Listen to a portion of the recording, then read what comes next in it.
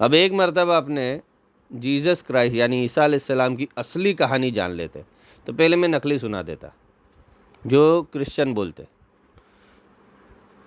Christian کہتے کہ mother میری اللہ کی بیوی ہے اور جیزس اللہ کے بیٹے ہیں، اور جیزس نے بہت سارے چمتکار دکھائے، اور گوڈ نے اپنے بیٹے کو اس دنیا میں بھیجا تاکہ وہ سب کے گناہ ہر لیوے، کھینچ لیوے، تاکہ سب پاک ہو جاوے، اور ساری سزا کس کو ملے؟ جیزس کو ملے. نہایت ہی جہالت والی سوچ، لیکن ان کا ایسا ہی کہنا ہے. پھر آگے ان کی زندگی میں جہاں جیزس تھے وہ جگہ کا نام ہے فلسطین، پیلسٹائن، جو آج کے زمانے میں اسرائیل ہے، اور ان کے شہر کا کیا نام ہے؟ یروشلم. کیا نام ہے؟ اب وہ شہر ہے یہودیوں کا، اور جیزس بھی یہودی گھرانے میں ہی پیدا ہوئے تھے، جو قرآن میں آتا آل عمران. کن کے گھر پیدا ہوئے تھے؟ آل عمران.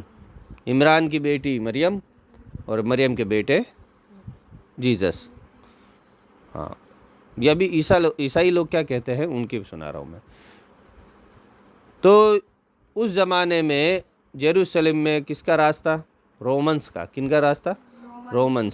رومن سلطنت جو تھی وہ اللہ کو نہیں مانتے تھے، وہ دیوی دیوتاؤں کو مانتے تھے، اس لیے ان کو یہودی پسند نہیں تھے.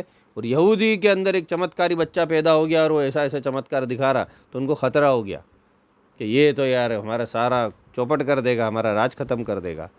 تو ان کو پکڑ کے جھوٹے الزام لگائے اور ان کو بہت ٹارچر کیا، بہت زیادہ ٹارچر کیا لوگوں کے سامنے، تاکہ لوگ ان کا دھرم یعنی کہ عیسائی دھرم چھوڑ دیوے اور پھر جاوے. پھر جیزس کو پکڑا اور ان کو سولی پہ چڑھا دیا، پاؤں میں کھلے ٹھوکے، ہاتھوں میں کھلے ٹھوکے، اور پھر ان کے سینے پہ بھالا گھوپا اور ان کو مار دیا. اس لیے ان کے چرچ میں ہمیشہ جیزس کی یہی تصویر. اب مجھے بتاؤ کہ کوئی بھی شہید ہوگا، جیسے کہ حضرت حمزہ شہید ہوئے تھے تو ان کو بھی مارا تھا، شہید کیا تھا، تو کیا حضرت حمزہ کو ایسے یاد رکھتے کہ ان کی اچھی باتیں یاد رکھیں گے؟ تو مورتی بنائیں گے جیزس کی تو اچھی بنائیں گے کہ سولی پہ چڑھے ہوئے جیزس کی مورتی بنائیں گے؟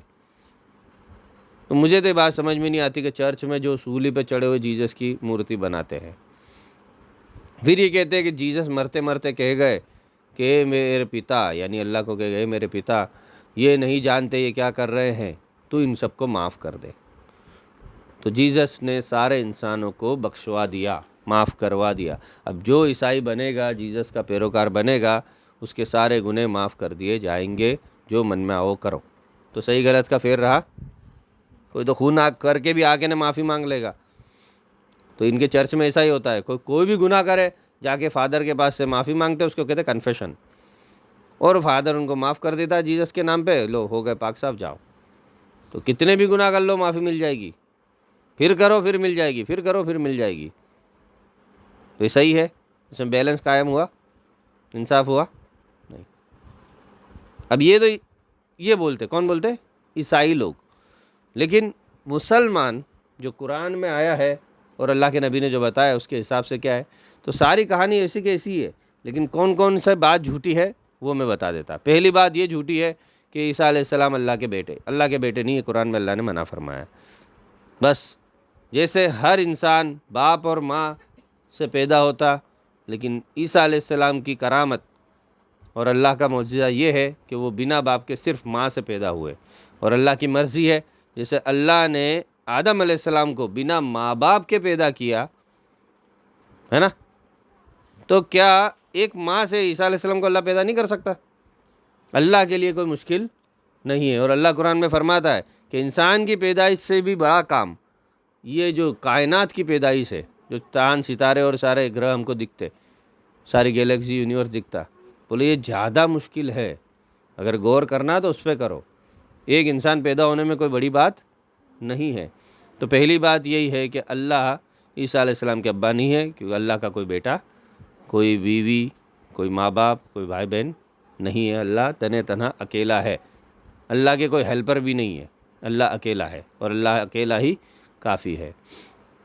اس کے علاوہ حضرت مریم جو ہے وہ پاک ہے. کیا ہے؟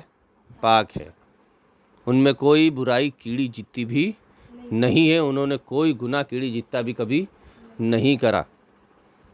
اور ایسا ہی بولنا، جب بھی حضرت مریم کی تعریف میں بولو تو ایسا ہی بولنا ہے، انہوں نے کبھی کوئی برائی نہیں کی اور ان پر کوئی گناہ نہیں ہے، اور مریم جیسی پاک عورت کوئی نہیں ہے۔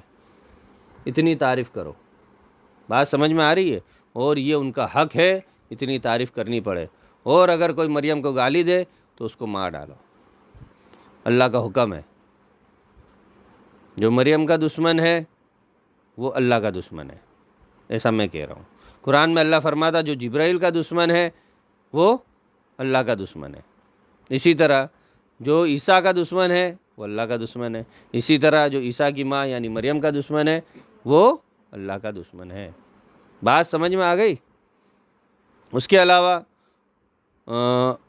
آگے جیسے ساری کراماتیں جو میں نے پہلے بتا دی کہ یہ کرامت تھی، تو وہ تو ہے ہی، اوکے، کہ عیسیٰ علیہ السلام پالنے میں بات کرنے لگ گئے تھے، اندھے پہ ہاتھ پھیرتے دیکھنے لگ جاتا، کوڑی پہ ہاتھ پھیرتے اچھا ہو جاتا، مٹی کے پرندے میں اللہ کے حکم سے جان پھونکتے تو جان آ جاتی، مردے کو اللہ کے حکم سے زندہ کرتے تو زندہ ہو جاتا۔ یہ سارے معجزے تھے ہی، اس کے علاوہ بھی بہت سارے معجزے تھے جو عیسیٰ علیہ السلام نے بتایا۔